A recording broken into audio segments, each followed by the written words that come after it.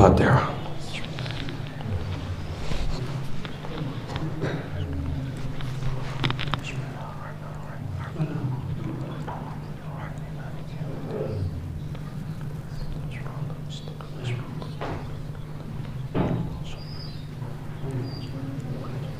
ما شاء الله ولا حول ولا قوة إلا بالله العلي العظيم. حسبنا الله ونعم الوكيل، نعم المولى ونعم النصير. أعوذ بالله السميع العليم من الشيطان اللعين الرجيم. بسم الله الرحمن الرحيم.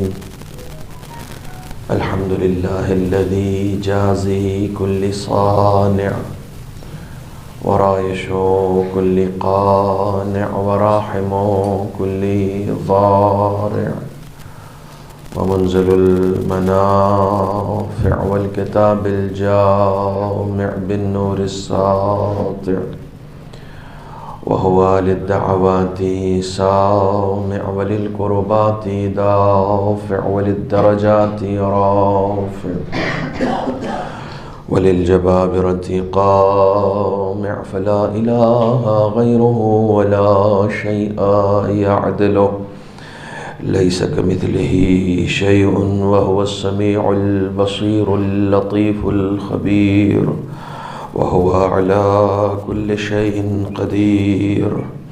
والصلاة والسلام والتحية والإكرام على السيد الأنام الذي سمي في السماء أحمد وفي الأرض أبي القاسم محمد.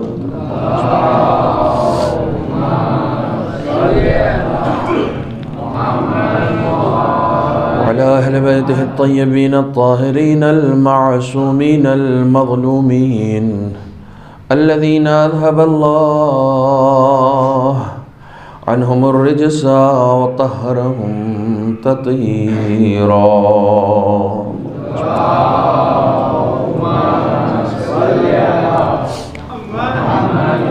ولعنة الدائمة الباقية على أعدائهم وغاصبي حقوقهم ومنكري فضائلهم أجمعين. أما بعد، فقد قالت فاطمة الزهراء سلام الله عليها: من أسعد إلى الله خالص عبادته أهبت الله عز وجل إليه أفضل مصلحته. صلوات پڑھیں محمد و آل محمد.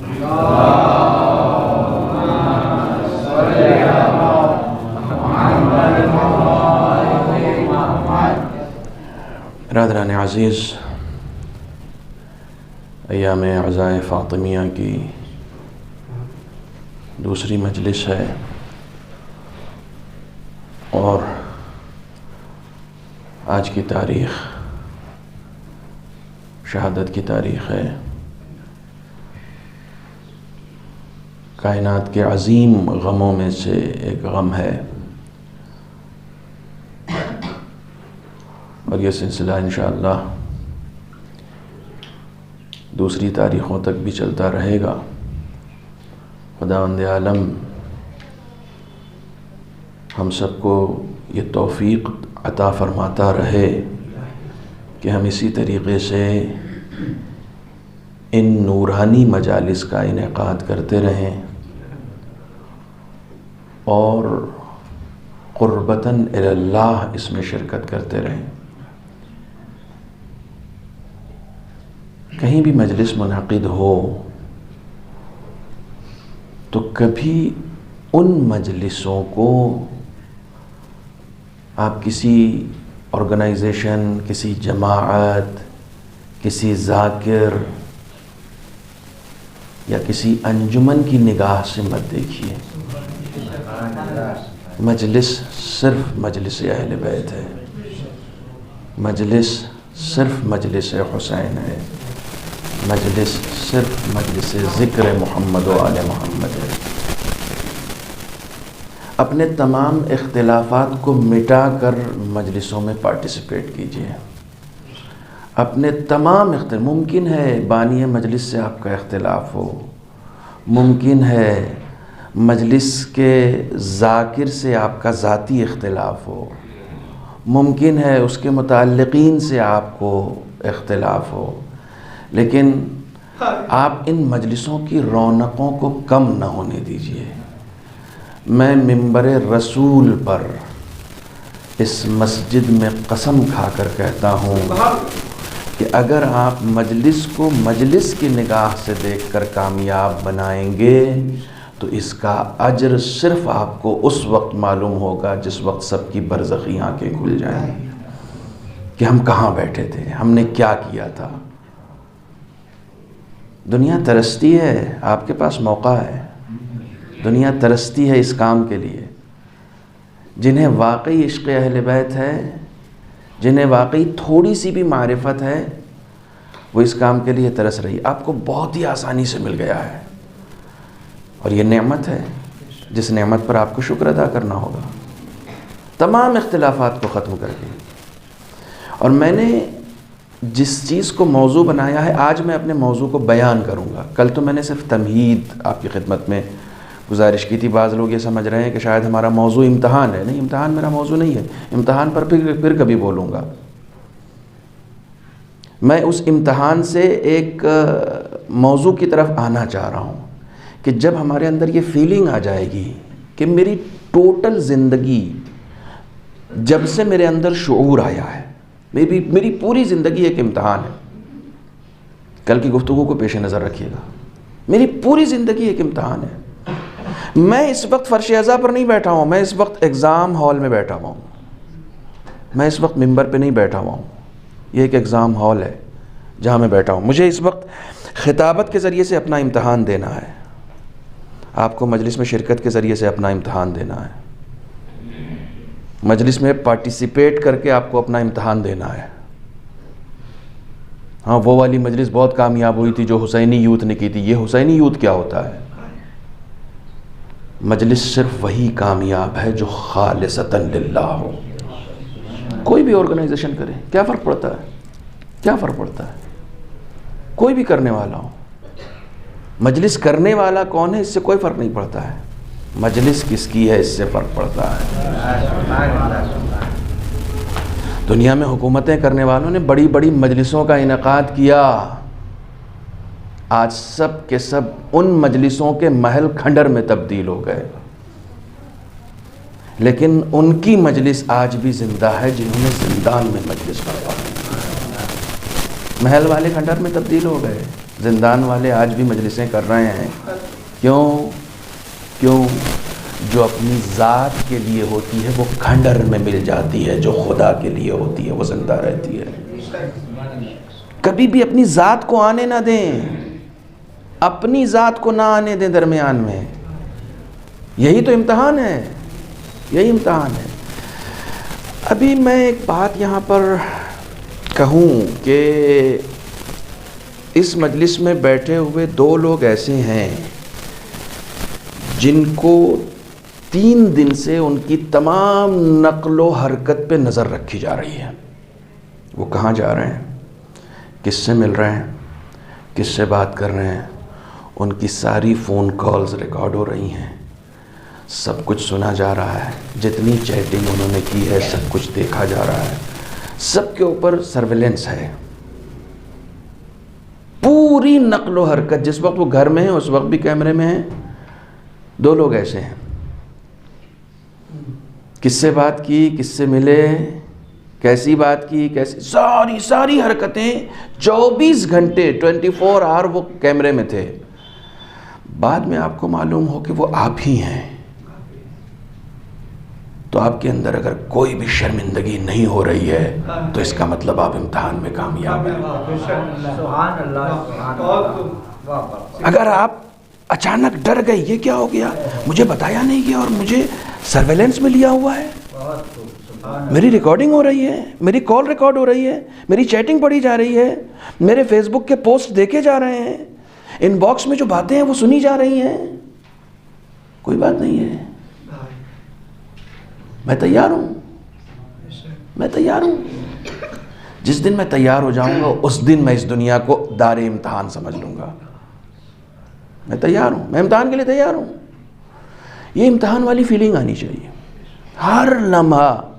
گھر میں بات کر رہے ہو تو، دوست سے بات کر رہے ہو تو، انجمن میں بات کر رہے ہو تو، ممبر پہ بات کر رہے ہو تو، ممبر سے نیچے بات کر رہے ہو تو، فیلنگ امتحان والی ہمیشہ زندہ رہنی چاہیے کہ میں امتحان دے رہا ہوں۔ میں امتحان، دنیا والے جب امتحان دیتے ہیں اور آپ اس امتحان میں ناکام ہو جاتے ہیں تو وہ ریجیکٹ کر دیتے ہیں، آپ جائیے، آپ اس لائق نہیں ہیں۔ لیکن خدا آپ کا بہت کریم ہے، آپ ایک بار ناکام ہوتے ہیں وہ پھر امتحان میں مبتلا کرتا ہے، نہیں نہیں تجھے جانے نہیں دوں گا۔ آپ دوسری بار جب پھر امتحان میں گرتے ہیں تو پھر آپ کو خدا سے کہنا چاہیے معبود اس بار پھر فیل ہو جاؤں گا، مجھے معلوم ہے، میں اپنی لیاقتوں سے واقف ہوں، میں اپنی صلاحیتوں سے واقف ہوں، میں پھر فیل ہو جاؤں گا۔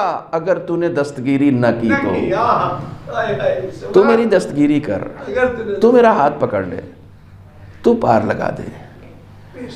ہم اور آپ کسی کام کے نہیں ہیں۔ ایک ذرا سا آپ کے ساتھ حادثہ ہو جاتا، بہت چھوٹا سا حادثہ ہو جاتا، آپ دم بخود ہو جاتے، یہ کیا ہو گیا؟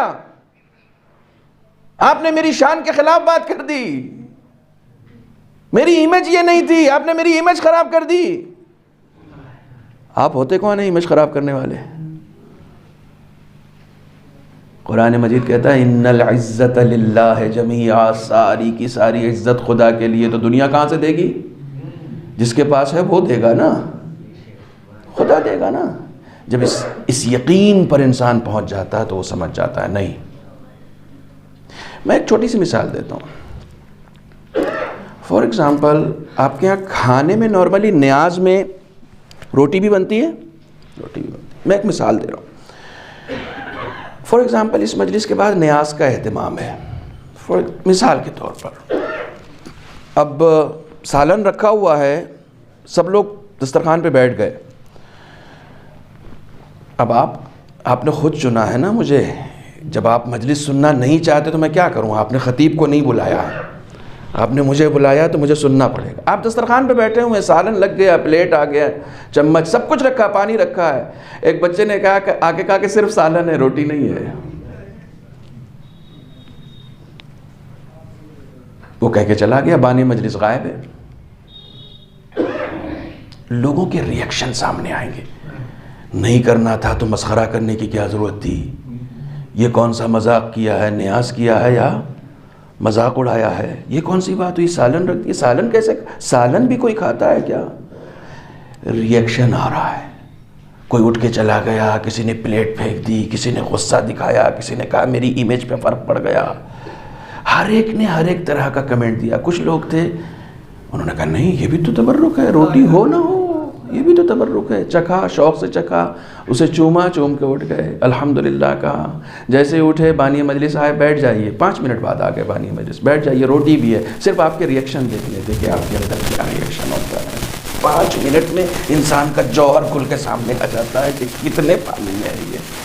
5 منٹ کی تاخیر سے اگر مہمان روٹی، میزبان اگر روٹی 5 منٹ کی تاخیر سے دیتا ہے تو اتنے سارے ری ایکشن انسان کے اندر آنے لگتے ہیں، اور وہ ری ایکشن نہیں ہے، وہ اس کی کوالٹی ہے، وہ اس کا جوہر ہے۔ وہی ہے وہ انسان جو اس 5 منٹ کو صبر نہیں کر سکا، برداشت نہیں کر سکا، اس 5 منٹ میں یہ نہیں سمجھ سکا کہ یہ بھی ایک امتحان ہو سکتا ہے ہماری زندگی میں کہ ایک مرتبہ صرف سالن دے دیا جائے، روٹی اٹھا لی جائے۔ خدایا تیرا شکر ہے تو نے سالن تو دیا ہے، کئی مرتبہ ایسے لوگ بھی سامنے آئے ہیں جنہیں نہ روٹی ملی ہے نہ سالن ملا ہے، تیرا لاکھ لاکھ شکر ہے۔ میں اس نظریے سے کیوں نہیں دیکھتا ہوں، میں اس نظریے سے کیوں نہیں سوچتا ہوں؟ سخت ہے، سخت ہے۔ لیکن جو لوگ الرٹ ہوتے ہیں نا، جو یہ سمجھتے ہیں کہ میں امتحان گاہ میں بیٹھا ہوا ہوں، میں اس وقت امتحان گاہ میں بیٹھا ہوا ہوں، میری فیلنگ ہی یہی ہونی چاہیے کہ میں امتحان دے رہا ہوں۔ جب انسان یہ دیکھیں امتحان گاہ میں بیٹھنے والا ادھر ادھر نہیں دیکھتا، اس کی توجہ، اس کا فوکس اپنے پیپر پہ ہوتا ہے یا نہیں ہوتا ہے؟ ذرا سا توجہ ادھر ادھر کرتا، استاد ٹہلتا ہوا جاتا، یہاں دھیان دو، یہاں. آپ کو معلوم ہے آپ کی زندگی کا استاد کون ہے؟ مصیبت، بلا، پریشانی. کسی نے آپ کو بلایا، بلا کے بھاگ گیا. کسی نے آپ کو بلایا کہ بھئی یہاں آؤ، میں یہاں کھڑا ہوا ہوں. آپ گئے، وہاں نہیں تھا. پریشانی ہے.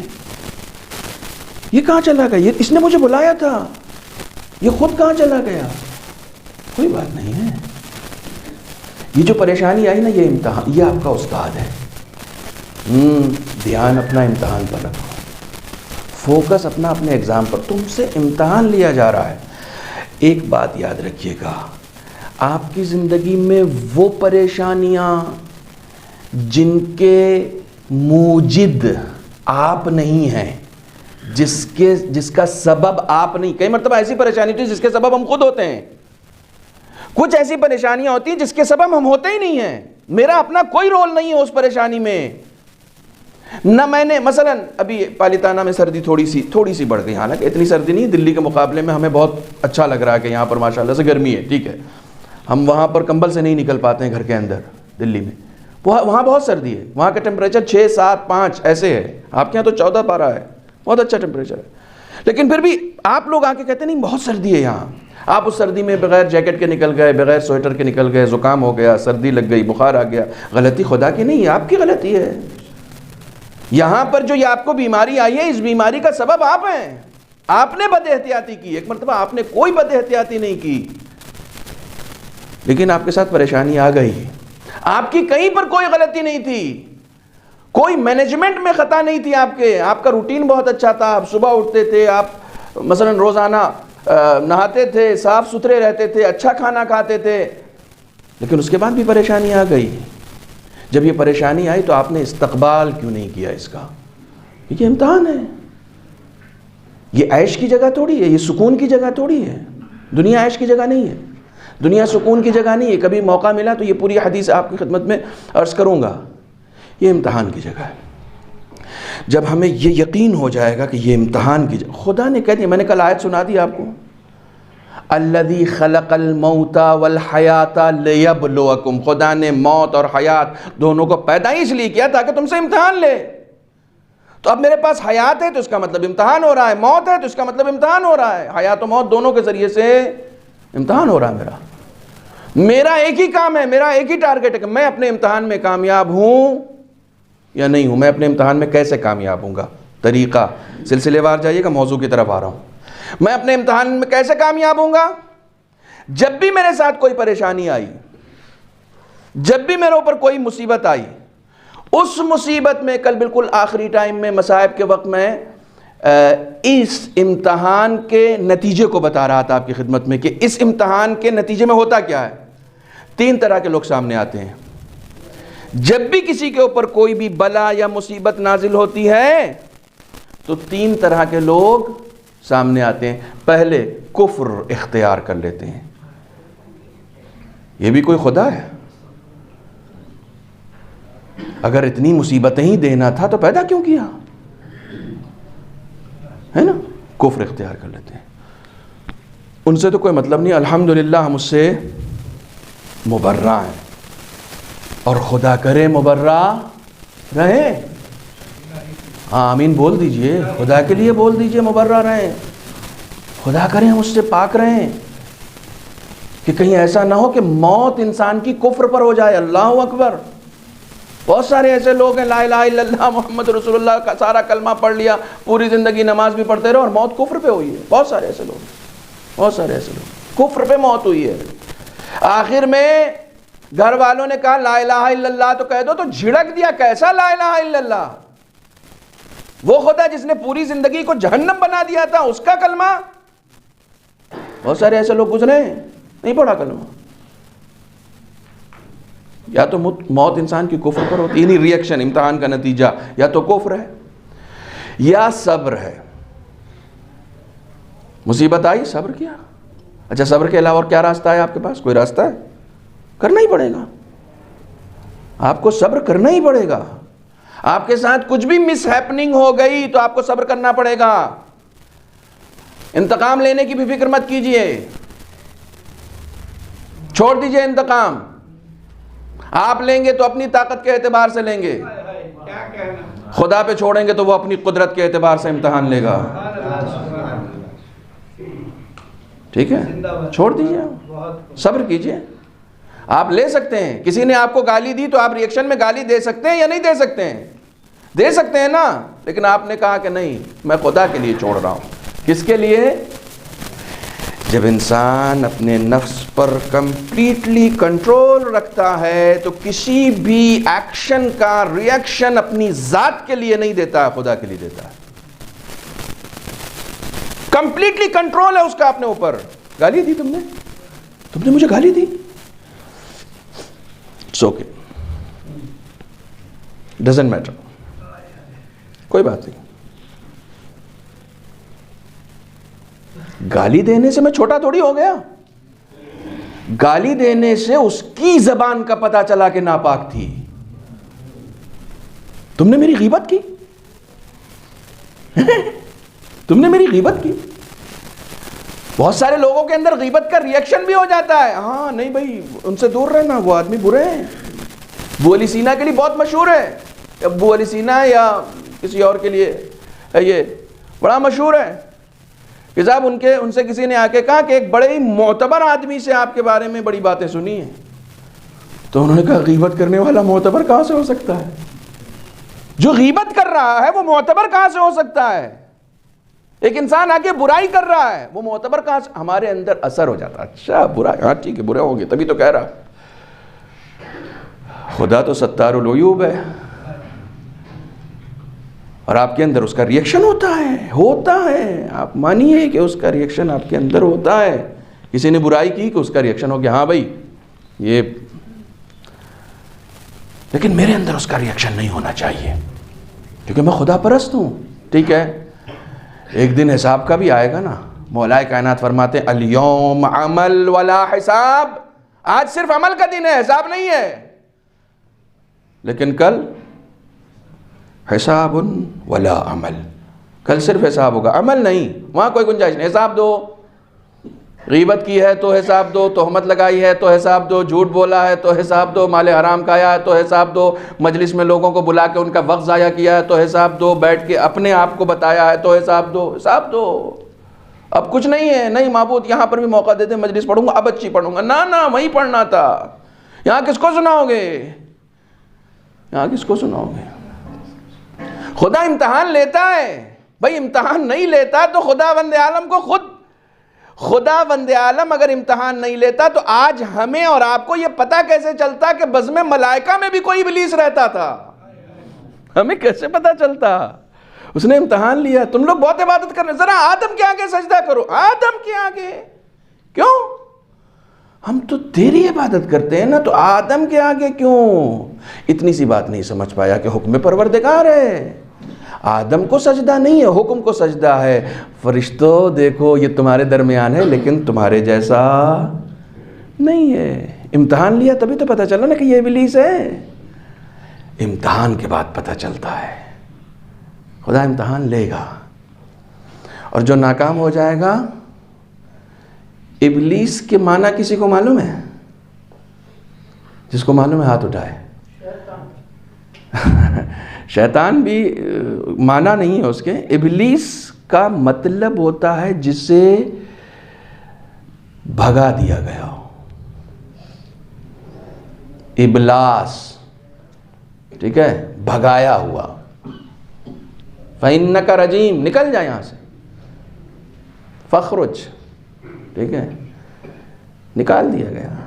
بزم ملائکہ سے بھگا دیا گیا, ہکا دیا گیا. ہکا دینا, ہکاتے جانوروں کو ہیں. جب بھی کوئی خدا کی نافرمانی کرتا ہے تو اسے ہکا دیا جاتا ہے. ہکاتے انسانوں کو نہیں ہیں, جانوروں کو ہیں. جو خدا کی نافرمانی کرتا وہ انسان ہی نہیں ہوتا, جانور ہو جاتا ہے. اس لیے اس کو ہکا دیا جاتا ہے. بھاگ جائیں یہاں سے. توجہ فرما رہے ہیں. تو کچھ لوگ تو کفر کر جاتے ہیں امتحان کے مقابلے میں, جیسے خود شیطان. کچھ لوگ صبر کرتے ہیں. انشاءاللہ ہم اور آپ اسی میں شامل ہیں. انشاءاللہ خدا ہم سب کو صبر کی توفیق عنایت کرے. ہاں. تیسرا گروہ ہے جو مصیبتوں پر شکر ادا کرتے ہیں. یہ بہت ہی سالڈ گروہ ہے، اور اس گروہ کی صرف ایک حدیث آپ کی خدمت میں کل میں نے سنا دی. 3 طرح کے لوگ ہیں: کفر کرنے والے، صبر کرنے والے، اور شکر کرنے والے. جس وقت رسول خدا سے معراج پر خداوند عالم نے کہا کہ انی اختبرک ان اللہ یختبرک فی 3، خدا جو ہے وہ آپ سے 3 جگہوں پر امتحان لے گا، مصیبتوں میں مبتلا کرے گا، آپ کو، آپ کے اہل خاندان کو، آپ کے بھائی کو، آپ کی بیٹی کو، آپ کے بچوں کو اتنی ساری مصیبتیں دیکھنی پڑیں گی. تو رسول خدا نے کیا کہا؟ رسول خدا نے کہا رضیت، میں راضی ہوں. پہنچ گئے آپ؟ رضیت، میں راضی ہوں، بارے اللہ میں راضی ہوں. یعنی یہاں پر جو کچھ بھی ہمارے اور آپ کے ساتھ ہو رہا ہے اس میں ہمارا عمل کیا ہے، ہمارا ریئیکشن کیا ہے، یہ سب سے اہم ہے کہ میں راضی ہوں یا نہیں ہوں. اور اس کے بعد ایک جگہ آیا ہے کہ رسول خدا نے کہا معبود میں تیرا شکر ادا کرتا ہوں. میں بھی مصیبت کے باب میں نہیں جا رہا ہوں، لیکن امام حسین سے زیادہ کسی کے اوپر مصیبت پڑی ہے؟ امام حسین، کوئی تصور کر سکتا ہے امام حسین سے زیادہ کسی کے اوپر مصیبت آئی ہو؟ اور سب سے آخری سجدہ آپ کا سجدہ شکر کا تھا. اتنی مصیبتوں کے بعد امام حسین نے بتایا یہ وہ لوگ ہیں جو مصیبتوں کے بعد شکر ادا کرتے ہیں. صبر تو مومنین کرتے ہیں، شکر مومنوں کے امیروں کا کام ہے. صبر مومنوں کا کام ہے. یہ لوگ شکر کرتے ہیں. اللہ اکبر. ما رأیت الا جمیلا. اتنی مصیبتیں دیکھی ہیں جناب زینب نے، لیکن کہا کہ میں نے حسن کے علاوہ کچھ نہیں دیکھا. شکر ہے، مقام شکر ہے. اللہ. حضرت علی نے شکر ادا کیا، رسول خدا نے شکر ادا کیا، خانوادہ عصمت و طہارت نے شکر ادا کیا. یہ وہ لوگ ہیں جو شکر کرنے والے لوگ ہیں. یہ بہت بڑا مرتبہ ہے، یہ بہت بڑا مرتبہ ہے. خدا ہم سب کو یہ توفیق عنایت کرے کہ ہم اہل بیت کی زندگی کو سمجھ سکیں، ہم اہل بیت کی زندگی کو اپنا سکیں، ہم اپنے اہل بیت کی زندگی کو اپنی زندگی میں اتارنے کی کوشش کر سکیں. کم سے کم یہ توفیق خداوند عالم ہم سب کو عطا فرمائے. بہترین موقع، یہ مجلسیں بہترین موقع ہے ہمارے اور آپ کے لیے، بہترین موقع ہے. یقین جانیے، آپ، مجھے نہیں معلوم صبح سے آپ کی کیا مصروفیات تھیں، کیا مشغولیتیں تھیں، آپ کہاں بیٹھے ہوئے تھے، لیکن جس وقت کا آپ بھی حساب نہیں لگا پائیں گے نا، وہ یہی وقت ہے جو یہاں اس پر شہزا پر بیت رہا. آپ حساب نہیں لگا سکتے اس کا. اس کی قدر کیجئے، خدا کے لیے قدر کیجئے. تمام اختلافات، خاص طور سے میں گجرات جب آتا ہوں تو میں یہاں کے مومنین کی واقعاً دوسروں کے مقابلے میں کافی متاثر ہوں، آپ سے کافی متاثر ہوں. میں تعریف بھی کرتا ہوں کہ آپ بہت متحد رہتے ہیں، آپ کے اندر بہت ماشاءاللہ سے ایکتا ہے، آپ قدر کرتے ہیں. میں صرف اتنا ہی کہوں گا، کیپ اٹ اپ، کنٹینیو رکھیے، اس کو کنٹینیو رکھیے. اور ہمیشہ دیکھیے، جو کچھ بھی ہمارے پاس ہے، جو کچھ بھی ہمارے پاس ہے، صرف ایک ہی یونیورسٹی بچی ہوئی ہے، یہ مجلس. ایک ہی یونیورسٹی، جو کچھ بھی ہے انہی سے ہے. ان مجلسوں کو زندہ رکھیے اور جو بھی کر رہا ہے اس میں پارٹیسپیٹ کیجیے، خالصتاً للہ، خالصتاً للہ. توجہ فرمائیے گا. جب ہم زندگی میں اس طریقے کے امتحانات کا سامنا کرتے ہیں تو اس وقت ہمارے اصلی عمل کا جوہر سامنے آتا ہے کہ میں کیا ہوں، میرے اندر کیسا ریئیکشن ہو رہا ہے. توجہ فرمائیے گا، میرے اندر کیسا ریئیکشن ہو رہا ہے. اگر میں ہر موقع پر اپنی ذات کو پیش نظر رکھتا ہوں، نہیں میرے لیے انہوں نے ایسا کیسے کہہ دیا، میں یہ ہوں، میں وہ ہوں، میری بے عزتی ہو گئی، مجھے ٹارگٹ کیا گیا، میں، یہ بار بار جو میں آتا ہے نا، اس کا مطلب یہ ہے کہ اس کی زندگی میں خدا نہیں ہے. کیونکہ جس کی زندگی میں خدا ہوتا ہے وہ میں نہیں کرتا. خدا ہے. خدا. آپ ہیں کون؟ آپ کو عزت کس نے دی ہے؟ آپ کو دولت کس نے دی ہے؟ آپ کو حیات کس نے دی ہے؟ خدا نے دی ہے نا. تو آپ کو اس نے پیدا ہی اس لیے کیا ہے تاکہ تم میرے لیے جیو. کل میں نے ایک جملہ کہا تھا بی بی زہرا کی زندگی کے لیے کہ زندگی کے ہر کام میں صرف یہ دیکھتی تھی کہ خدا راضی ہوگا کہ نہیں ہوگا، خدا راضی ہوگا کہ نہیں ہوگا، خدا راضی ہوگا کہ نہیں ہوگا. پوری زندگی میں مشن ہی یہی تھا کہ خدا راضی ہوگا یا نہیں ہوگا.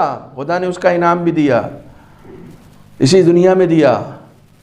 خدا نے بھی کہا کہ کسی سے میں بھی اب راضی نہیں ہوں گا جب تک تم نہیں راضی ہوگی. اور انشاءاللہ آج بی بی زہرا کی وصیت پڑھ کر سناؤں گا آپ کو کہ کیا وصیت کر کے گئی ہیں اس دنیا سے. خدا کو راضی کرنا یعنی خدا کو اپنی زندگی میں لے کر آنا. آپ اگر دیکھیں گے اوور آل سبجیکٹ میری مجلسوں کا یہی ہوتا ہے. اوور آل سبجیکٹ خدا کو زندگی میں لانا، یعنی اپنے کسی بھی عمل کو خالص بنانا. ایک لفظ سنا ہے نا آپ نے، خلوص. میرے اعمال اور میرا اخلاص یہ کیسا ہے؟ میرے ساتھ جتنی بھی مس ہیپننگ ہوتی ہے اسی میں میرے اعمال اور میرے اخلاص کا جوہر کھل کے سامنے آتا ہے. بچی ہوئی اور 2 مجلسیں 3 مجلسوں کے لیے انکلوڈنگ یہ مجلس 4 مجلسوں کے لیے موضوع کیا ہے؟ میرے اعمال اور میرا اخلاص، میرا خلوص. ٹھیک ہے، اعمال اور اخلاص. میرا عمل، میرا ریئیکشن، عمل یعنی ریئیکشن میں کیا کر رہا ہوں، اور اخلاص کا مطلب کیا ہوتا ہے؟ خلوص کا مطلب کیا ہوتا ہے؟ دیکھیے اخلاص جو ہے، خلوص کا یہ جو لفظ ہے نا، اپنے مشتقات کے ساتھ یعنی اپنے روٹ ورڈ کے ساتھ تقریباً 31 مرتبہ قرآن مجید میں آیا ہے. 31 مرتبہ قرآن مجید میں خداوند عالم نے خود بھی خلوص کی بات کی ہے. یہاں پر روک کے میں بی بی زہرا کی جو حدیث 2 دن سے آپ کے درمیان پڑھ رہا ہوں پہلے اس کا ترجمہ کرتا ہوں. بی بی فرماتی ہیں من اسعد الی اللہ خالص عبادتہ. دیکھیے کل کی مجلس پوری کی پوری اور آج کی یہ تمہید پوری ذہن میں رکھیے گا. 18 سال کی مختصر سی زندگی اور اتنی بابرکت زندگی کہ انبیاء کی ہزاروں سال کی زندگی اس کے سامنے بہت چھوٹی سی نظر آتی ہے، بہت چھوٹی سی نظر آتی ہے. ایک 18 سال کی زندگی اتنی بابرکت زندگی ہے. اس بابرکت زندگی میں بی بی شاید راز بتا رہی ہیں کہ اس بابرکت زندگی کا راز کیا ہے. فرماتی من اسعد الی اللہ خالص عبادتہ، جو بھی خدا کی طرف خالص عمل بھیجے گا. کیا؟ پیور. پوری دنیا پیور کے لیے مری جا رہی ہے. پوری دنیا شہد ہے یہ والا نہیں، پیور چاہیے. گھی ہے یہ والا نہیں، اصلی چاہیے. سونا ہے یہ والا نہیں، پیور چاہیے. پیور ہر چیز ہمیں پیور چاہیے. خدا کو بھی ہمارا عمل پیور چاہیے. یہ صرف ہوس آپ کے اندر نہیں ہے کہ آپ کو ہی پیور چاہیے، خدا کو بھی پیور چاہیے. وہ مکسنگ والا عمل پسند نہیں کرتا. اپنی ذات کے لیے بھی ہو، میرے لیے بھی ہو، مجلس پڑھ رہے ہو، ممبر پہ بیٹھے ہو، تمہیں تعریف بھی چاہیے اور خدا بھی چاہیے. نہ خدا کے لیے بات کرو نا. پیور چاہیے مجھے پیور عمل چاہیے، خالص. بی بی فرماتی ہیں جس نے بھی خالص عمل خدا کی طرف بھیجا، توجہ فرمائیے گا، خالص عمل بھیجا تو اب اس کی زندگی میں جو کچھ بھی ہوگا، یہ حدیث سنا رہا ہوں، اس کی زندگی میں جو کچھ بھی ہوگا وہ خدا خود اپنے ہاتھوں سے لکھے گا. بہترین مصلحتیں خدا اس کی زندگی میں قرار دے گا. بہترین مصلحتیں. ٹھیک ہے، بہت سارے لوگ اچھے آرگنائزر نہیں ہوتے ہیں. ٹھیک ہے، کسی کے پاس اچھی پلاننگ نہیں ہے، پیسہ ہے اس کے پاس، دماغ ہے، لیکن اچھی پلاننگ نہیں ہے. وہ بزنس پلان کرنا چاہ رہا ہے، وہ آتا ہے کہ بھائی صاحب آپ بتا دیجئے، فلاں صاحب آپ بتا دیجئے، محمد علی بھائی آپ بتا دیجئے، فلاں. کیوں؟ اس کے پاس اپنی پلاننگ نہیں ہے. تو بہت سارے لوگ جو ہیں اچھے پلانر نہیں ہوتے، لیکن اگر کوئی آپ سے کہے کہ آپ کی زندگی کو اب خدا پلان کر رہا ہے، اس سے اچھی کوئی خوش قسمتی ہو سکتی ہے؟ نہیں ہو سکتی نا۔ بی بی زہرا کہہ رہی خدا کے لیے خالص عمل بھیجتے رہو، تمہاری زندگی کو وہ پلان کرے گا۔ تم چاہتے ہو کہ تمہیں کچھ نہیں کرنا پڑے، جو کچھ کرے خدا کرے، بہترین مصلحتیں تمہارے لیے قرار دے، پھر تم دوسری طرف سے توجہ ہٹا لو، خدا کی طرف اپنی توجہ کر دو کہ اب جو کچھ بھی کرنا ہے مجھے پیور کرنا، اور اس کے لیے کرنا، کسی اور کے لیے نہیں کرنا، خالص خالص۔ کبھی کبھی اگر کچھ نیکی کرنے کے بعد جو آپ نے کیا، آپ کو معلوم ہے کہ یہ میں نے کی ہے، آپ کو معلوم ہے کہ یہ میں نے کی ہے، لیکن پھر بھی کہیں بھی آپ کا نام نہیں آ رہا ہو، تو اگر آپ خوش ہیں تو اس کا مطلب خدا کے لیے کی تھی آپ نے۔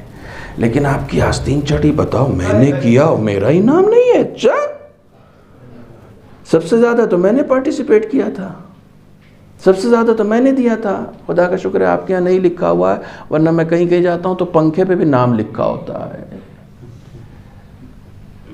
فلاں کے ایصال ثواب کے لیے کس کو پڑھوا رہے ہو بھائی؟ خدا کو نہیں معلوم؟ خدا تمہارے پنکھے کے پتی پر لکھا ہوا نام پڑھے گا تبھی اس کو پتہ چلے گا کہ ہاں انہوں نے دیا تھا۔ لے کر آؤ پنکھا، قبر میں لے کر جاؤ گے؟ ارے نیت کر کے اے سی لگوا دو نا، نیت کر کے ایک جھاڑو مسجد میں رکھ دو، چپ چاپ سے رکھاؤ۔ ارے یہ کس نے رکھی؟ پتہ نہیں کس نے رکھی، لیکن لوگوں کو مت بتاؤ نا کس نے رکھی، جس کے لیے رکھی ہے اسے سب پتہ ہے، اسے پیور چاہیے ہوتا ہے، اسے پیور چاہیے ہوتا ہے۔ پیور کب ہوگا؟ جب لوگ، اس کا مطلب یہ ہوا کہ اخلاص کے ایک معنی یہ ہوئے کہ جس میں ریاکاری نہیں پائی جاتی ہو۔ اخلاص کے ایک معنی، تھکے تو نہیں آپ لوگ؟ تھک گئے؟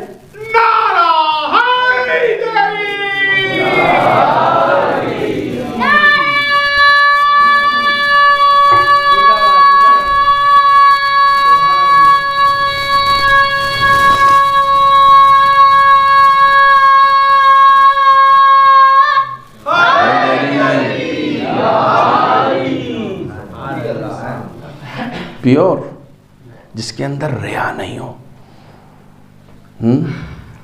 اب ظاہر سی بات ہے لوگوں کو عادت ہوتی ہے، مجلس ایسے سننے کی عادت بہت کم ہے، میں جہاں بھی جاتا ہوں لوگ بہرحال یہ شکوہ کرتے ہیں مولانا آپ جو ہے وہ مجلس کم سناتے ہیں، باتیں زیادہ سناتے ہیں،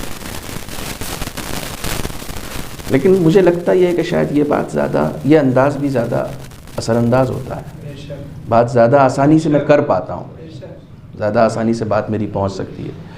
خداوند عالم کو بالکل پیور چاہیے، جو کچھ بھی کر رہے ہو میرے لیے کرو، کسی کی آمیزش نہیں ہو، کسی کو دیکھو، کوئی بھی آپ کا یعنی آپ اپنے گھر میں بھی دیکھیں گے نا، تو اگر کوئی آپ کا بہت ہی اچھا دوست ہے اور آپ یہ کہتے ہیں میرا یہ سب سے جگری دوست ہے، تو آپ کے بعد آپ ہی کے برابر اگر کوئی اور جگری ہو جاتا ہے نا تو آپ کے دل میں بھی ہوتا ہے بتاؤ میں پہلے تھا اس کا سب سے خاص، اب یہ بھی ہو گیا، تو آپ کو اچھا نہیں لگتا، خدا کو بھی اچھا نہیں لگتا کوئی اس کا شریک بنائے، اس کو نہیں پسند آتا۔ میرا بندہ ہے نا، میرا بندہ، صرف میرے بن کے رہو، صرف میرے بن کے رہو، مجھ سے باتیں کرو، مجھ سے درد دل کرو، جو کچھ کرنا مجھ سے کرو، بھیجو میری طرف خالص عمل بھیجو، پیور عمل بھیجو۔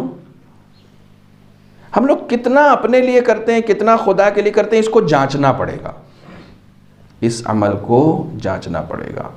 میں انشاءاللہ ان 4 دنوں میں حدیثیں سناؤں گا آپ کو، روایتیں سناؤں گا، اسلامک واقعات سناؤں گا، تاکہ ہمیں پتہ چلے کہ میرے اندر کتنا خدا ہے۔ ایک فقیر گیا تربوز والے کے پاس، کہ اللہ کے نام پہ ایک تربوز دے دو۔ اس نے ایک سڑا ہوا تربوز اٹھایا جو نہیں بک رہا تھا، دے دیا۔ اس فقیر نے سونگا، دیکھا یہ تو کھانے کے لائق بھی نہیں ہے، تو وہ اپنی جیب کھنگالنے لگا کہ دیکھیں کچھ پیسے ہیں یا نہیں، تو کچھ پیسے نکل آئے، اس نے سارے پیسے اکٹھا کیے، تربوز والے کو دیا۔ کہا ان پیسوں میں جو آتا ہو دے دو. تو اس نے ایک اچھا سا تربوز نکالا اور نکالنے کے بعد اس کو دے دیا. اس فقیر نے دونوں تربوز ہاتھ میں رکھا، سڑا ہوا بھی اور پیسے والا بھی، اور خدا سے کہا معبود تیرے نام پہ یہ دیا ہے، پیسے کے بدلے یہ دیا ہے، تیرے لیے یہ دیا ہے اور پیسے کے لیے یہ دیا ہے. پیور چاہیے اس کو، پیسے کے لیے سڑا ہوا نہیں دیتے ہم، پیسے کے لیے ہم اچھا والا دیتے ہیں. خدا کے لیے سڑا ہوا کیوں دیتے ہیں؟ کیوں دیتے ہیں ہم؟ نہیں یہ میرا نیچر ہے، میں ایسا ہی ہوں، مجھے ماننا پڑے گا. ہم لوگ صدقہ بھی نکالتے ہیں نا تو سب سے چھوٹا والا نوٹ نکالتے ہیں اور وہ نوٹ نکالتے ہیں جس میں تھوڑا سا وہ پھٹا ہوا بھی ہو. یہ نیچر ہے. خدا کے نام پہ یہ کام کیوں ہو رہا ہے؟ قرآن نہیں پڑھتے ہم، مشکل ہماری ہے. چوتھا پارہ یہاں سے شروع ہو رہا ہے، لن تنالوا البر حتى تنفقوا مما تحبون. نیکی یہ ہے کہ تم وہ دو جو اپنے لیے پسند کرتے ہو. یہ مجھے پسند ہے، میرے لیے پسند ہے، یہ لے جاؤ. وہ دو، خدا کے لیے دے رہے ہو بھائی، خدا کے لیے دے رہے ہو. اپنا پسندیدہ نہیں دو گے تو خدا کو کیسے پسند آئے گا؟ جو چیز تم کو نہیں پسند ہے وہ خدا کو کہاں سے پسند آ جائے گی؟ خدا کو تو اسی وقت پسند آئے گی نا جب تم وہ دو جو تم کو پسند تھا. خدا کہے گا اپنا پسندیدہ دے دیا. امام حسین کی گنبد کے نیچے دعا کیوں قبول ہوتی ہے؟ خدا کہتا اپنا علی اکبر دے دیا مجھے، اپنا علی اصغر دے دیا، جو سب سے زیادہ پسندیدہ تھا وہ دے دیا، اپنے لیے کچھ نہیں رکھا. وہ دو جو تمہیں سب سے زیادہ پسند ہے. خدا کو پیور چاہیے، خدا کو مکسنگ والا کچھ بھی نہیں چاہیے. وہ ریجیکٹ کر دیتا ہے، اسے نہیں پسند آتا. میرے پاس واقعات اس طرح کے بہت سارے ہیں جن کو میں سنا کر آپ کے ایمان کو اور تقویت عطا کر سکتا ہوں اور موٹیویٹ کر سکتا ہوں. خدایا، میں آپ کی بات نہیں کر رہا ہوں، میں اپنی بات کر رہا ہوں. خدایا ہمیں اپنے عمل کو خالص کرنے کی توفیق عنایت فرما. ایک واقعہ میں نے اس سے قبل بھی پڑھا ہے، گجرات میں ہی پڑھا ہے. ظاہراً مجھے یاد آتا ہے کہ میں نے راجولہ میں بیان کیا تھا. موضوع اس وقت جو ہے وہ صرف خلوص تھا. ہمارے ایک بہت بڑی شخصیت گزرے ہیں جو کہ نہ آیت اللہ رہے ہیں، نہ مرجع تقلید رہے ہیں، جو خود آیت اللہ مشکینی کہتے ہیں شیخ عباس قمی کے لیے. اکثر میں نے شیخ عباس قمی کا ذکر کیا ہے پچھلے مرتبہ جب آپ کے درمیان حاضر ہوا تھا. تو شیخ عباس قمی کے لیے آیت اللہ مشکینی نے کہا ہے کہ یہ مجتہد نہیں تھے، یعنی تقلید کرتے تھے. جو مجتہد عام طور سے ہمارے ہندوستان میں ہر ایک کے آگے مجتہد لکھ دیتے ہیں، جس کے سر پہ امامہ دیکھا اس کو مجتہد بنا لیا. یہ بھی ایک مرض ہے ہمارے یہاں. سب سے بڑی مصیبت یہ ہے کہ ابھی ہم لوگوں کو ان جو القابات ہوتے ہیں، یہ جو القابات ہوتے ہیں، ہم جیسے لوگوں کے اندر ہوس بہت ہے کہ ہمیں مجتہد لکھا جائے، ہمیں آیت اللہ لکھا جائے، ہمیں حجت الاسلام لکھا جائے. ہمارے اندر ہوس یہ، لوگوں کے اندر ابھی یہ شعور نہیں کہ کس کو کیا لکھنا ہے، اس کو کیا لکھنا ہے. یہ سب بھی ابھی ہمارے درمیان مسائل ہیں. ابھی ہم القابات سے واقف نہیں ہیں. تو اس کا خمیازہ کیا ہوتا ہے؟ میں ابھی کہہ رہا تھا، کسی شاید یہ ساجد سے کہہ رہا تھا، کل بچہ ہی آیا تھا ہمارے پاس، تو میں نے کچھ باتیں کی تو اس میں اس بات کہی کہ تم بیمار ہوتے ہو کبھی تو کس کے پاس جاتے ہو؟ ڈاکٹر کے پاس. ہر ایک ڈاکٹر کے پاس نا، ایم بی بی ایس ہو، ایم ڈی ہو، ہے نا، ذرا سا جتنا زیادہ اس کے پاس تجربہ ہوگا، جتنا زیادہ اس کے پاس تعلیم ہوگی. اچھا کوئی ایسا شخص ہو جو ہاسپٹل میں کام کر رہا تھا، بعد میں اس نے کلینک کھول لی، اس کے پاس جاؤ گے؟ نہ مولانا، اس کے پاس تو زیادہ سے زیادہ سر درد دکھا دیں گے کہ بھائی یہ گولی دے دو. تو میڈیکل والے سے بھی ہم لے لیتے ہیں، لیکن اسے ہم کوئی اپنی بیماری تھوڑی دکھائیں گے. کیوں نہیں دکھائیں؟ کیونکہ اسپیشلسٹ نہیں ہے. 4 دن ہاسپٹل میں رہنے والا جو ہے وہ ہمارے جسم کا علاج تھوڑی کرے گا، نہیں کرے گا نا. ہم اسپیشلسٹ کو بلائیں گے، اسپیشلسٹ کے پاس جائیں گے، پڑھے لکھے کے پاس جائیں گے. بخار دکھوانے کے لیے، جسم کا علاج کرانے کے لیے ہم اتنے محتاط رہتے ہیں کہ جھولا چھاپ کے حوالے اپنی نبض نہیں کرتے.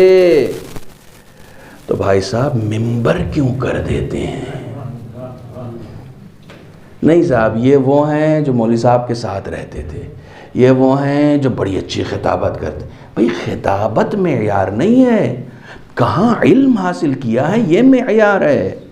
اچھی خطابت کرنا کبھی معیار نہیں رہا ہے، کبھی معیار نہیں رہا ہے. آپ کی خدمت میں اگر عرض کروں تو آپ حیران ہو جائیں گے. 6 لاکھ مسلمانوں کا قاتل حجاج ابن یوسف، جو عبد الملک کے گورنروں میں سے ایک گورنر تھا، 6 لاکھ مسلمانوں کو قتل کیا ہے. اپنے زمانے کا سب سے بڑا خطیب تھا. خطیب ہونا کمال تھوڑی ہے، خطیب ہونا کمال نہیں ہے. تو اس بات کی بھی احتیاط رکھیں. یہ جملہ معترضہ تھا، بات آ گئی اس لیے عرض کر دیا. ایک صلوات پڑھ دیں محمد و آل محمد پر.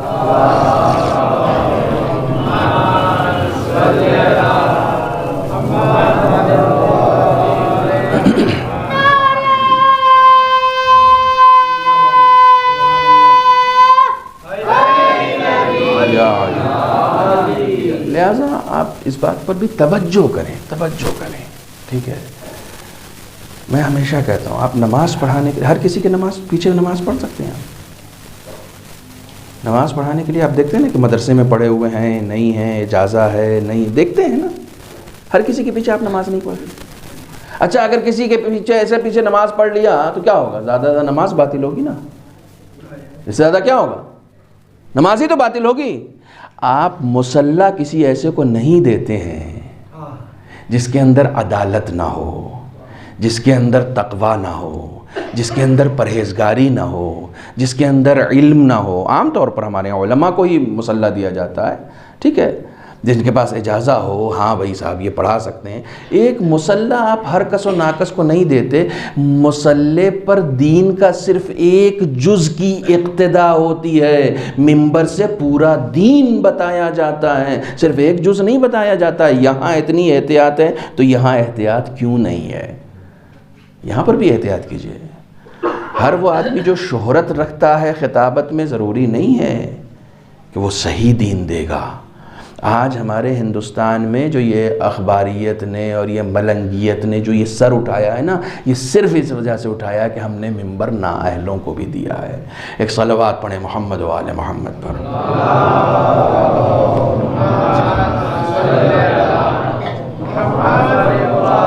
بہرحال میں جلدی سے عرض کروں اور آج کی اس تفہیم موضوع کے لیے میں نے سہارا لیا جناب شیخ عباس قمی کا.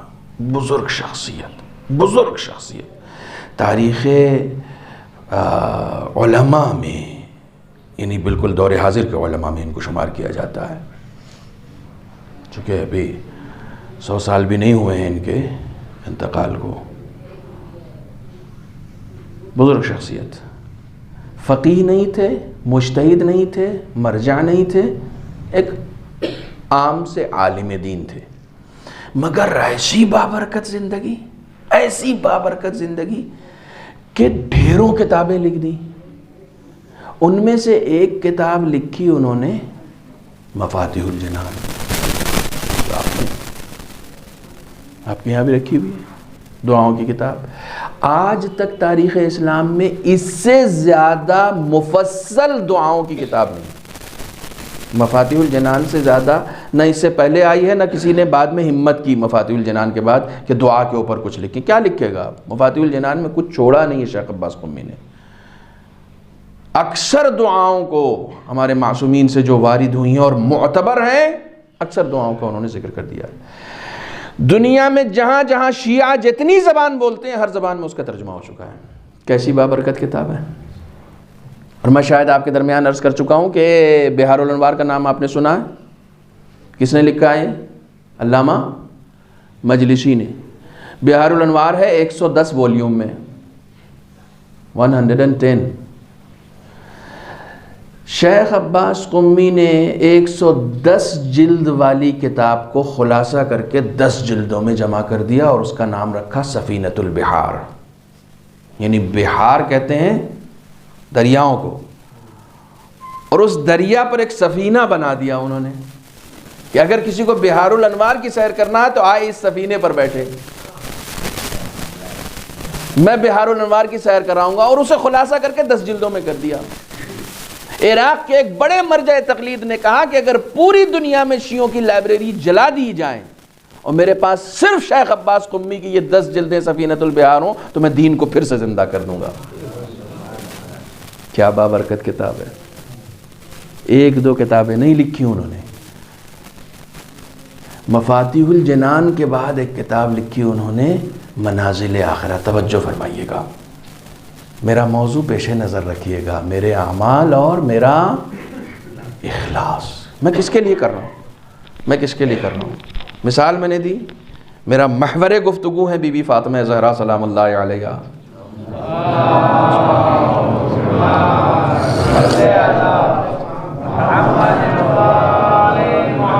اور آپ ہی کے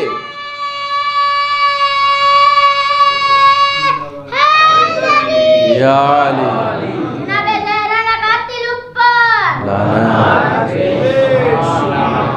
آپ ہی کے مکتب کا ایک طالب علم ہے یہ شیخ عباس قمی۔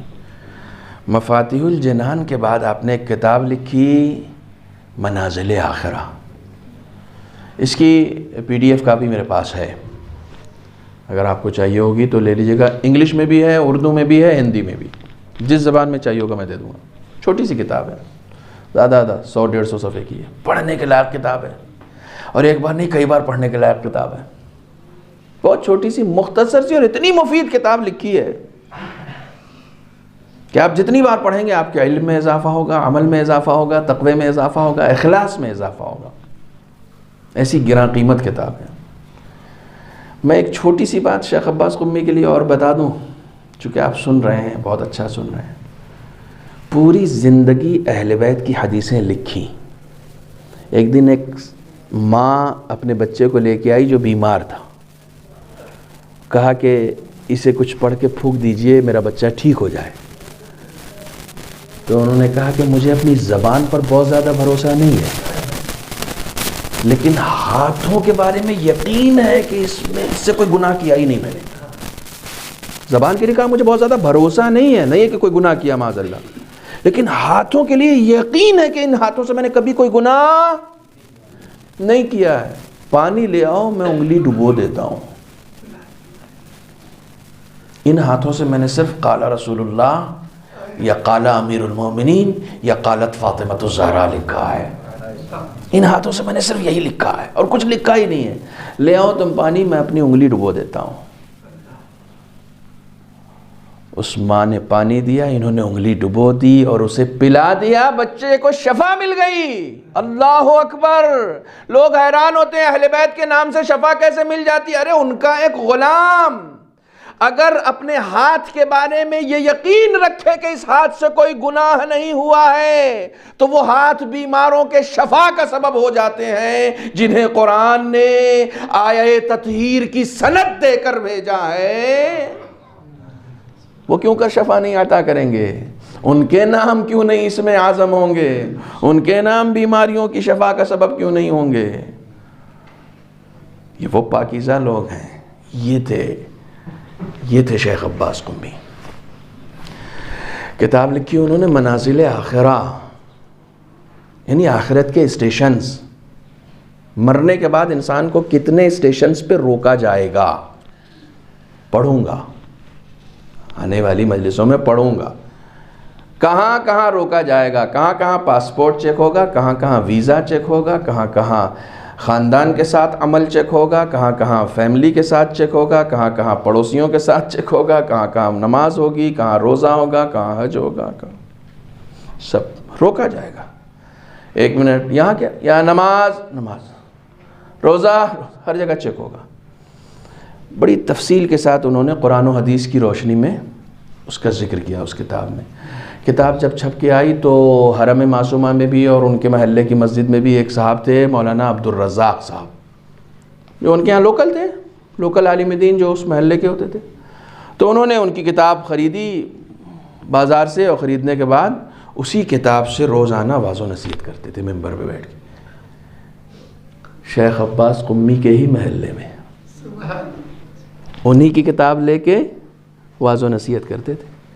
خود شیخ عباس قمی کے ابا بھی بیٹھتے تھے اس مجلس میں، اور ان سے بڑے متاثر تھے، یار کیا زبردست شخصیت ہے، یہ کیا پڑھا لکھا آدمی ہے، کیسی کیسی روایتیں لے کر آتے ہیں، کیا اتنے متاثر تھے کہ اتنے متاثر وہ اپنے بیٹے سے بھی نہیں تھے، جس نے وہ کتاب، ان کو معلوم ہی نہیں کہ میرے بیٹے کی کتاب ہے۔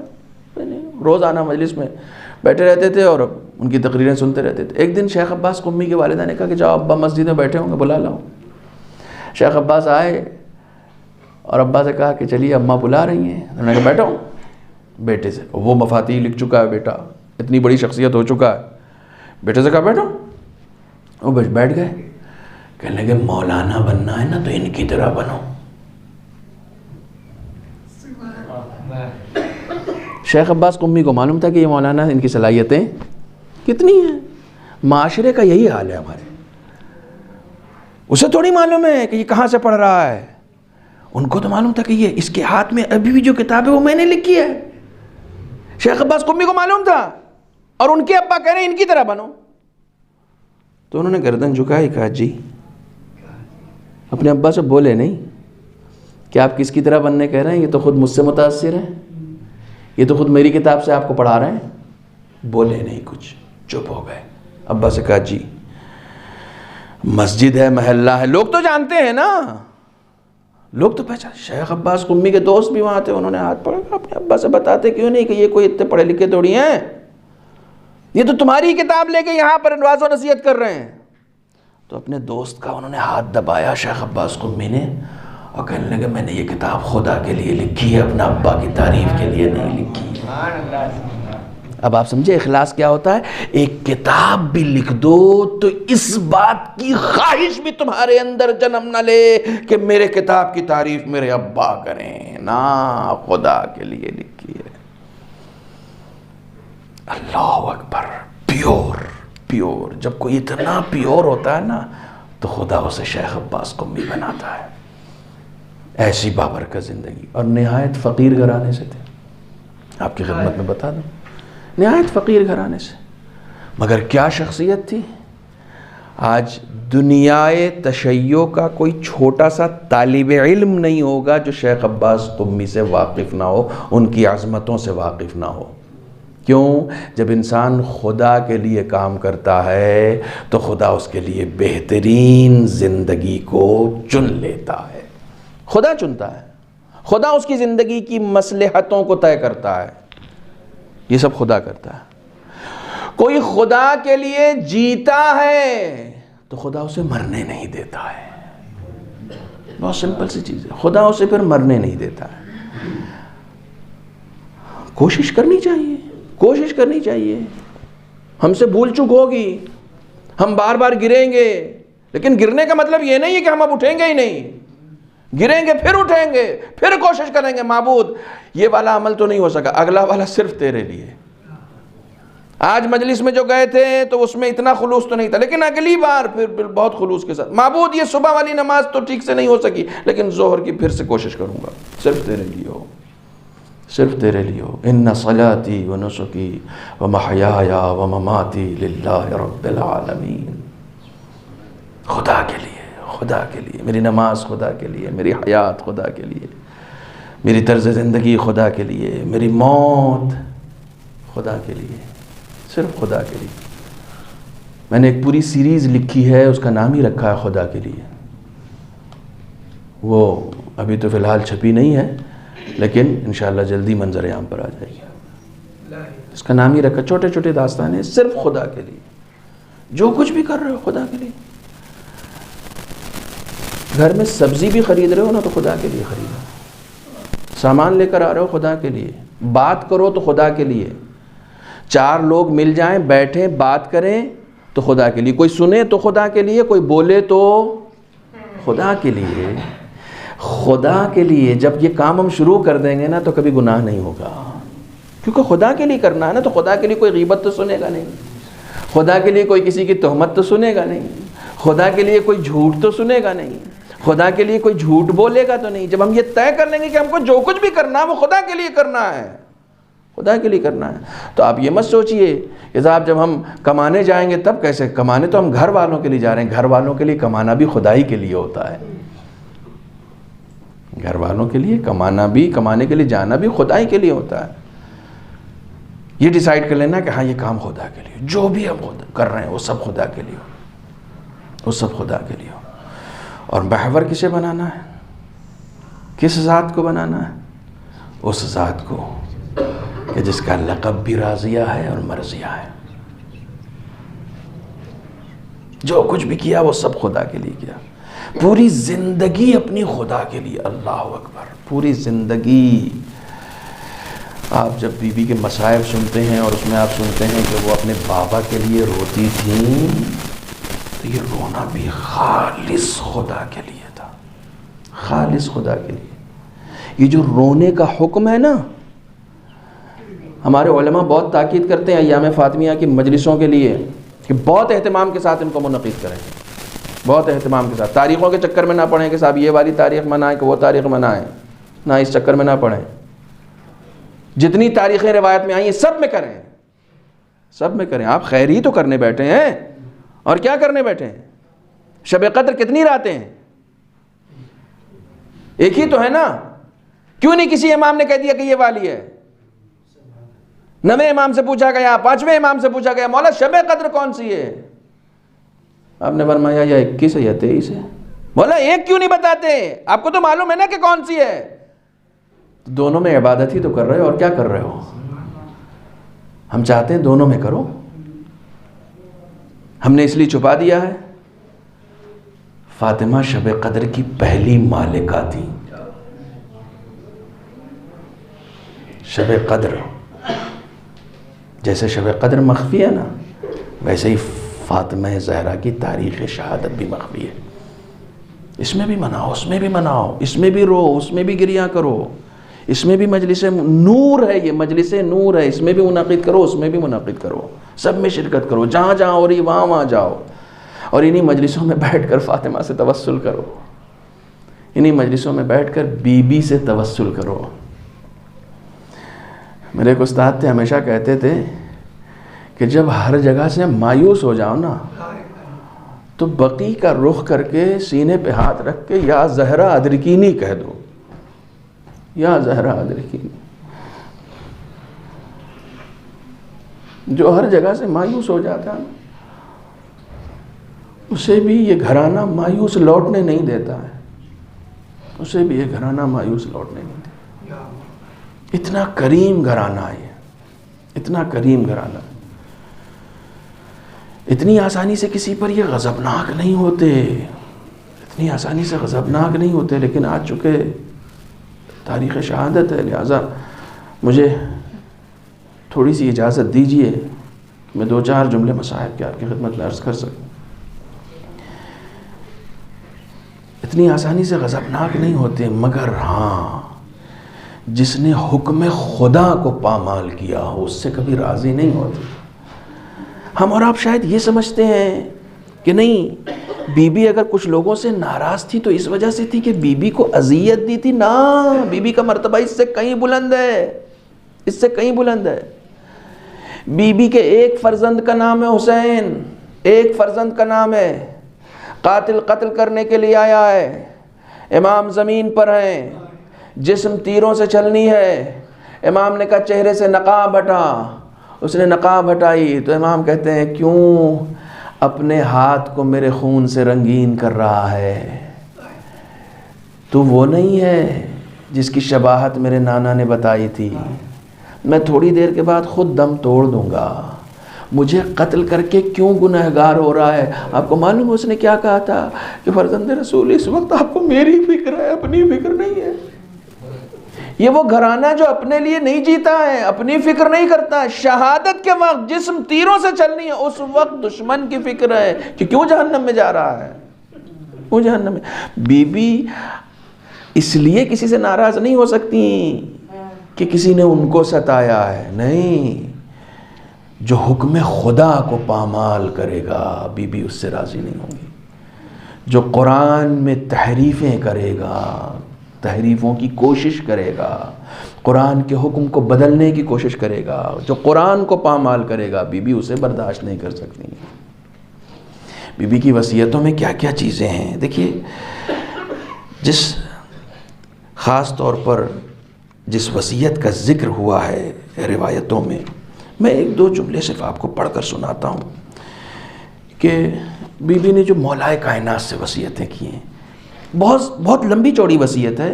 ایک سیاسی وصیت ہے، ایک خانوادگی خاندانی وصیت ہے، ایک انفاق کی وصیت ہے کہ جس میں آپ نے اپنے اموال کے بارے میں وصیت کی ہے کہ یہ یہاں دے دینا، وہ وہاں دے دینا. لیکن میں صرف ایک دو جملے لے کر آیا ہوں جو بی بی نے وصیت میں کہا ہے. یا علی لا تنسانی وتزورنی بعد مماتی. اے علی میری موت کے بعد مجھے بھول نہ جانا اور میری زیارت کے لیے آنا، میری قبر پر آنا. بی بی کی ایک خواہش خاص طور پر مولائے کائنات سے تھی. دیکھیے میں وصیت بی بی کی اس لیے پڑھ کر سنا رہا ہوں تاکہ میں اس اہمیت کو بتا سکوں کہ کتنی اہمیت ہے بی بی کی نگاہ میں اس چیز کی.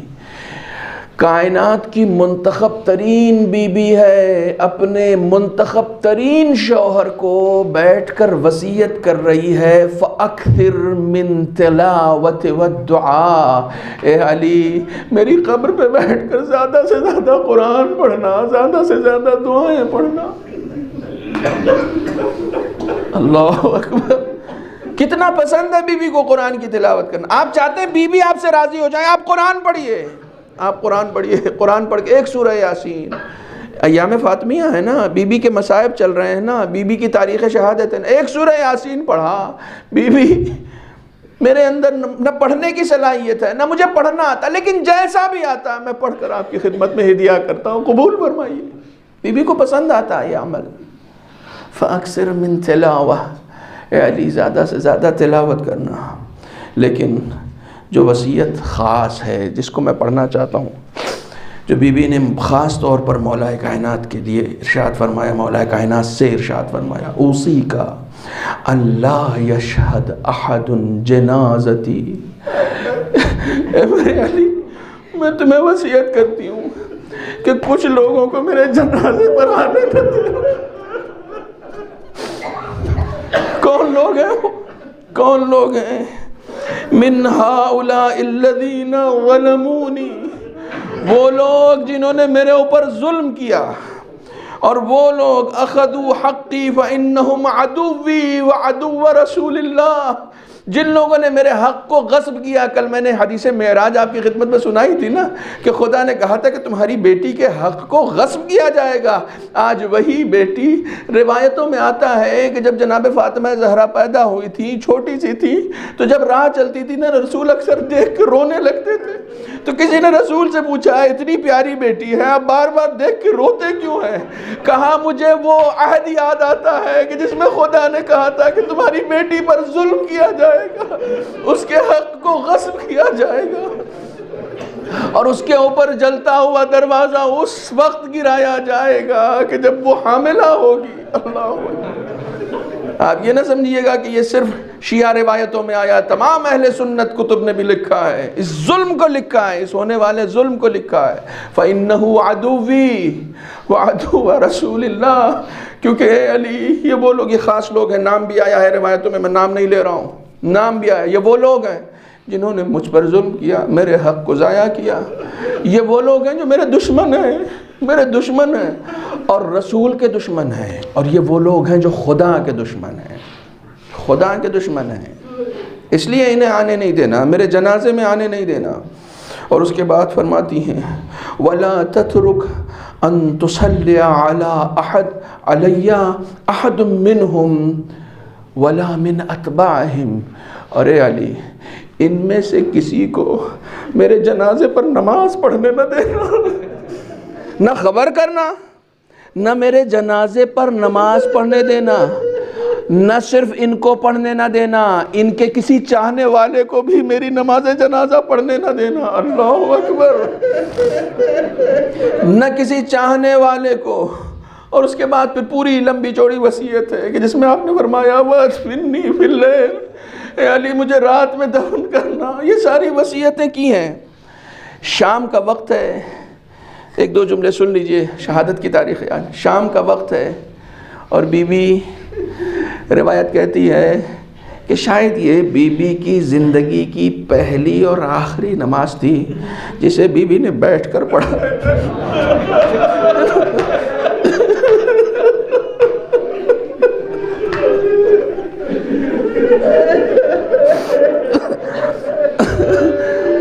آج کی مجلس کے مجلس کے بعد اگر آپ کچھ حاجتیں لینا چاہتے ہو نا تو حسین سے لے لیجئے گا، حسین سے لے لیجئے۔ شاید زندگی کی آخری اور پہلی نماز تھی بی بی کی جو بی بی نے بیٹھ کر پڑھی ہے۔ تاریخیں کہتی ہیں، اسما کہتی ہے کہ میں نے کبھی زندگی میں نہیں دیکھا کہ بی بی بیٹھ کر نماز پڑھیں۔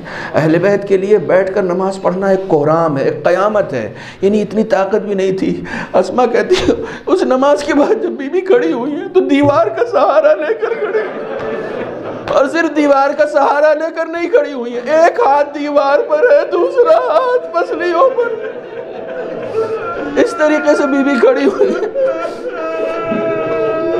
اجرکم علی اللہ، اجرکم علی اللہ، خدا آپ کے ان آنسوؤں کو قبول کرے۔ دوسرا ہاتھ، بس دو جملے اور سن، دوسرا ہاتھ پسلیوں پر ہے۔ قیامت ہے، اہل بیت کے گھر میں قیامت ہے۔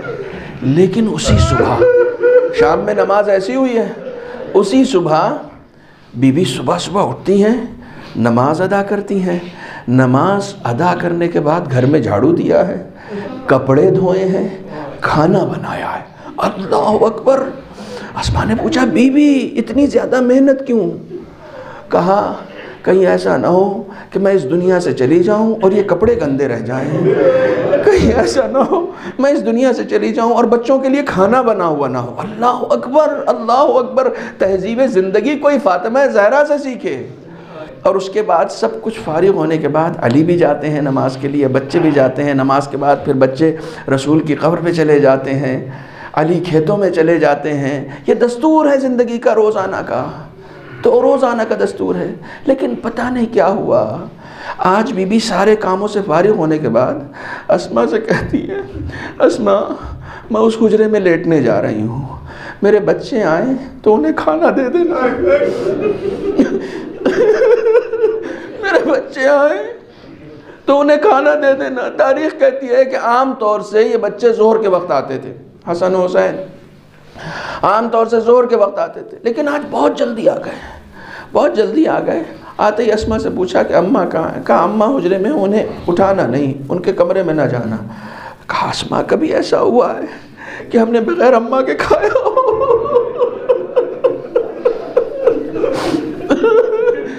آپ تاریخ اسلام پڑھیے گا، معصومین کی تاریخ پڑھیے گا، اس میں دو معصوم ملتے ہیں، ایک امام حسن اور امام حسین، کبھی اپنی ماں کے بغیر کھانا نہیں کھایا۔ ایک امام سید سجاد، کبھی اپنی ماں کے ساتھ کھانا نہیں کھایا۔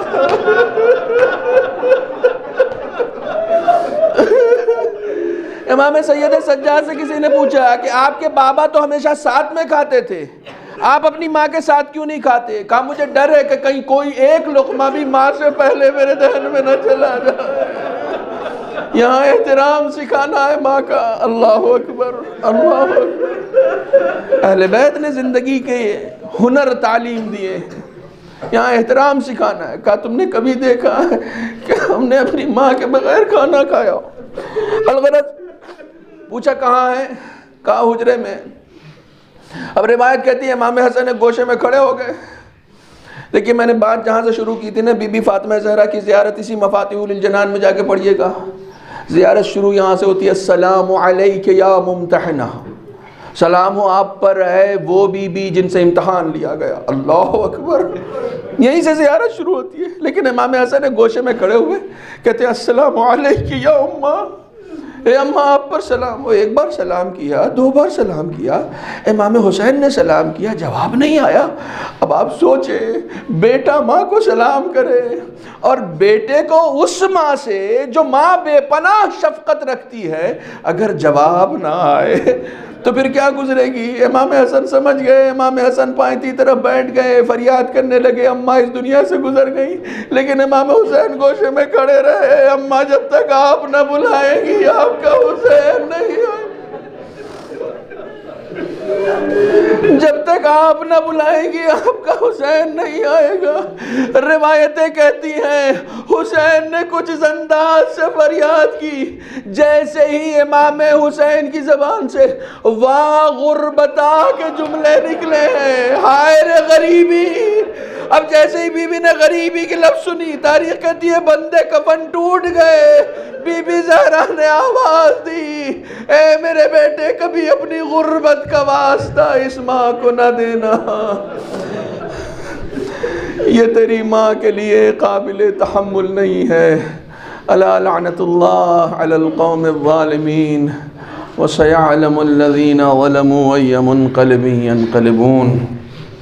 بسم الله الرحمن الرحيم. اللهم كل وليك الحجة ابن الحسن صلواتك عليه وعلى آبائه في هذه الساعة وفي كل ساعة وليا وحافظا وقائدا وناصرا ودليلا وعينا حتى تسكنه أرضك طوعا وتمتعه فيها طويلا. بارے خدایا بحق محمد و آل محمد ہماری اس مختصر سی عبادت کو قبول فرما. پالنے والے جتنے افراد اس مجلس میں شریک ہوئے ہیں جو کسی مجبوری کی بنیاد میں شریک نہیں ہو سکے، پالنے والے ہر ایک کی طرف سے دعا گو ہوں معبود ہمارے تمام گناہان کبیرہ و صغیرہ کو معاف فرما. معبود بحق محمد و آل محمد ہمارے آباء و اجداد جو اس دنیا سے گزر چکے ہیں ان کی مغفرت فرما، ان کے درجات کو بلند فرما. پالنے والے بحق محمد و آل محمد ہماری عمر کا جتنا حصہ ہماری قسمت میں، ہماری لوح تقدیر میں لکھا ہوا ہے اس میں عمل صالح کی توفیق عنایت فرما، خالص عمل کی توفیق عنایت فرما. بار الہ بحق محمد و آل محمد ہم سب کو حج و زیارات سے مشرف فرما. بیماروں کو شفائے کاملہ عطا فرما، بے اولادوں کو صاحب اولاد بنا، صاحبان اولاد کی اولاد کو نیک اور صالح بنا. پالنے والے تمام مومنین و مومنات جہاں بھی زندگی گزارنے ان کی جان، مال، عزت، آبرو کی حفاظت فرما. بار الہ بحق محمد و آل محمد بے روزگاروں کو صاحب روزگار بنا، جو روزگار سے لگے ہیں انہیں ترقی عنایت فرما، مقروضین کے قرض کو ادا فرما. پالنے والے اس مجلس کے صدقے میں، اس نام کے صدقے میں، اس ذکر کے صدقے میں، اس بی بی کے صدقے میں تمام مومنین و مومنات کو سال بھر کا رزق اسی فرش عزا سے مرحمت فرما. بار الہ بحق محمد و آل محمد منتقم خون حسینی سلطان زماں حضرت امام عصر کے ظہور میں تعجیل فرما. ہم سب کی حاجات شرعیہ قبول فرما، ہم سب کو امام کے اعوان و انصار میں شمار فرما. ربنا تقبل منا انکا انت السمیع العلیم. ماتم حسین.